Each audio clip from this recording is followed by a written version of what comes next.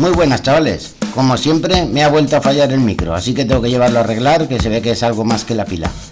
Pues bueno, ahí os quería enseñar de cómo quedó el tubo de escape pintado con el truco ese que hizo, y la verdad que se ha quedado muy bien. Y enseñaros pues la nueva cúpula, un poco fea, pero muy efectiva.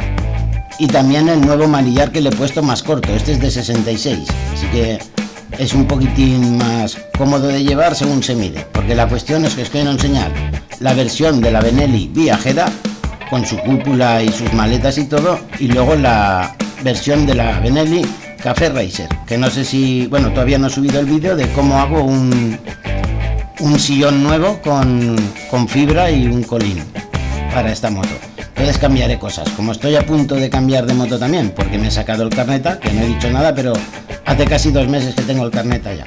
Pues entonces lo que haré es eso, cambiar la Viuda Negra lo más seguro por otra moto más grande, y esta conservarla para dejarla para mí, para un solo pasajero y tipo Café Racer o algo así. También el sillón lo he bajado y por lo tanto se llega mucho mejor al suelo. Os dejo unas imágenes de la Benelli viajera.